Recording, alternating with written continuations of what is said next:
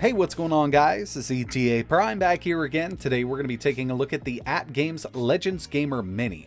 Now this is a cool little unit, comes preloaded with 100 games, and it comes in much cheaper than the Legends Gamer Pro that I recently reviewed, which is a much bigger version with 2 players and a trackball. Now one of the main reasons I really like these little units is because they're wireless. Now, if you do end up picking one of these up, you're going to get your USB cables for charging up the unit itself and powering up the main unit, which they're referring to as the arcade streaming console, and this is where all the magic happens.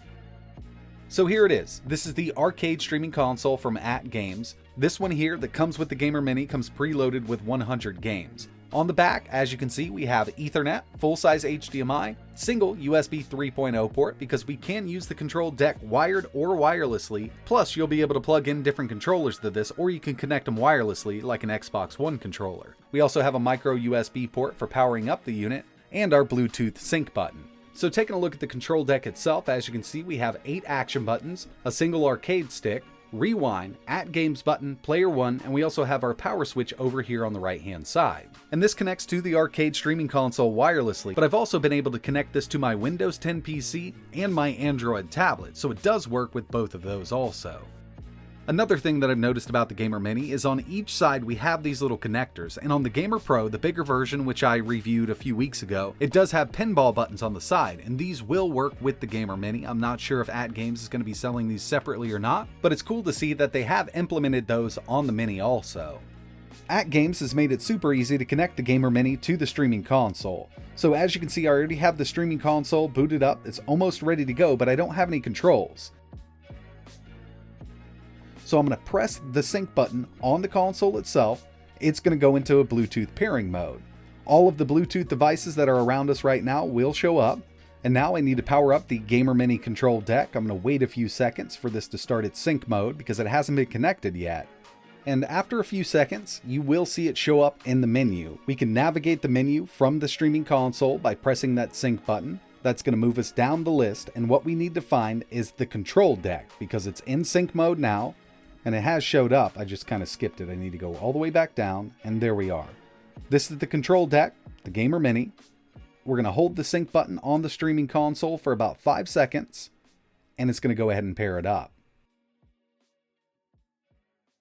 And there we have it. The Gamer Mini is now connected wirelessly to the streaming console. We can navigate the full operating system here, or we can just start playing a game.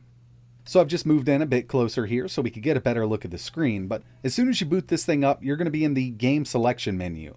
From here, you can navigate through the 100 games that come preloaded on the Gamer Mini, or we can move over to the left-hand side here and set up a few filters. So we can filter by only arcade games, only Genesis games, and other consoles.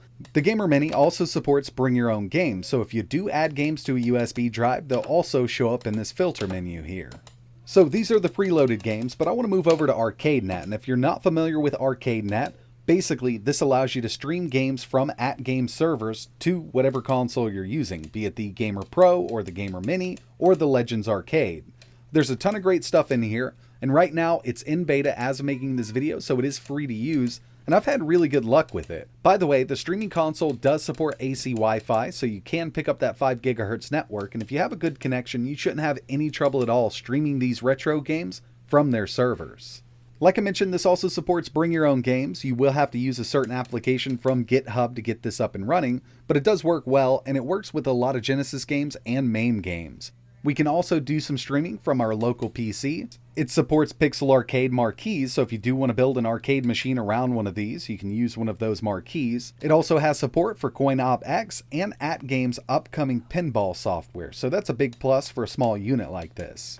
And finally, we'll move over to the settings. Now, I would recommend connecting to Wi-Fi, checking for an update. Updates are coming out all the time for these things. The control deck itself can also be connected to other devices like the Raspberry Pi. It also works with Android and Windows like I mentioned at the beginning. But overall, I think that AtGames has done an amazing job with their Legends line. I was really surprised to see all of this built into the Mini version. It's also in the Pro version and their Ultimate Arcade. So I do have to give them props for adding so much to their Legends line. They've actually really been listening to the community.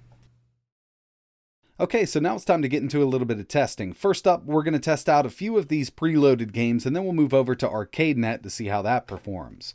First one we're going to do here is Breaker's Revenge. Now, there's a lot of games that will support rewind and save states, but you will run into a few that don't, like this one here. You're going to get a warning that looks something like this, just letting you know that this does not support save states and rewinds. And while you're in any game, you can actually press the AtGames button on the control panel. It'll bring up the menu. From here, we can insert coin, we can quit game, we also have advanced configuration, and from here, after we make a change, it will have to reboot the game, but it'll do it automatically. And since this is an arcade game, it's actually using MAME to run it. And as you can see, we have the MAME menu here. We can go through, change the dip switches, difficulty, and things like that on most of these arcade games. You're just going to exit, and it'll automatically reboot that game to keep those changes. And now that we're back in here, we'll go back into the menu. Button configuration is available for every game, so if you can swap the buttons around if you don't like that layout. There's also a few display settings. You can go 4:3, pixel perfect, 16:9. Personally, I prefer pixel perfect with some horizontal scan lines, but you can mess around with this and see what suits you best. This is just the configuration that I personally like using. So let's go ahead and get into some gameplay. I mean, overall, everything's been working great here. A lot of this stuff is kind of hand-picked to work on this hardware. And speaking of hardware, this is actually running the same CPU and RAM as the Legends Gamer Pro, so I suspect that performance should be great with these games here. So I'm going to go ahead and run through a couple of these preloaded games, and then we'll move over to ArcadeNet to see how that performs.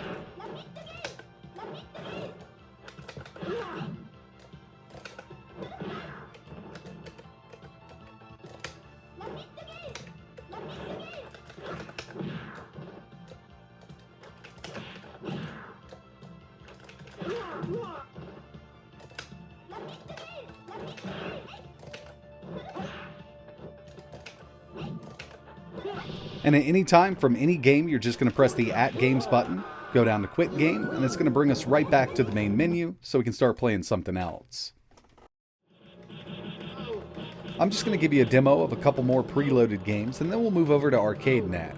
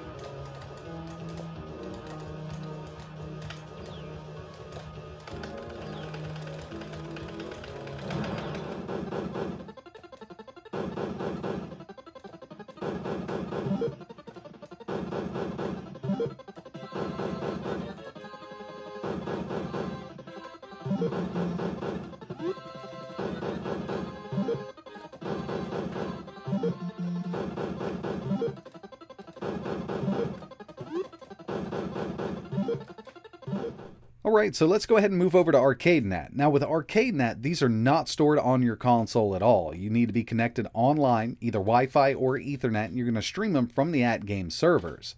And I would recommend connecting to a 5 GHz network if you have one in the house, because this does have AC Wi-Fi built in. From here, you're just going to choose a game, it's going to load it from their servers, and at any time we can actually press that AtGames button again and we get a little bit of a different menu. We can change the quality of the stream, we can map our controls, we can display some on-screen information about latency and things like that, and we can also exit the game. So I've just left this completely stock the way it comes out of the box. I'm streaming Metal Slug, and as you can see here, I mean, it does work really well. But keep in mind, I do have a pretty decent internet connection.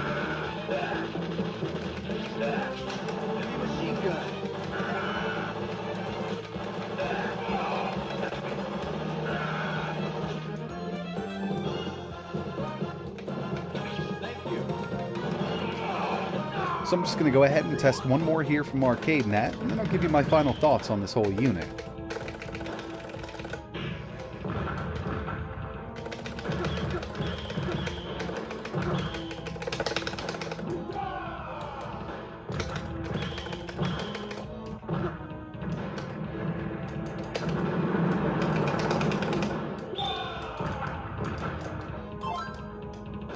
So in the end, I do like what AtGames has been doing with their Legends line, and this one really isn't any different. The Legends Gamer Mini, I think, is totally worth the price. You can pre-order this for $129.99. You get those 100 preloaded games, you have access to ArcadeNet, you can add your own games. There's a ton of stuff that can be done with this unit, and if you ever get tired of the arcade streaming console that comes with it, if it doesn't have enough power, you can connect the control deck wirelessly or wired to your Android device, Windows, or even your Raspberry Pi. I mean, they've made it really versatile, and I'm glad to see that AtGames has really stepped up their game. But that's going to wrap it up for this video. Really appreciate you watching. If there's anything else you want to see running on this unit, like adding your own games, just let me know in the comments below. Now, if you do pick one of these up before I'm able to post a video showing you how to do it, I will leave a link in the description to an awesome YouTube channel called Cool Toy. He's got a bunch of tutorials over there, and he does a lot with these AtGames Legends products, so definitely check him out. It's got some really good stuff over there. Link for that will be in the description. But that's it for this one, and like always,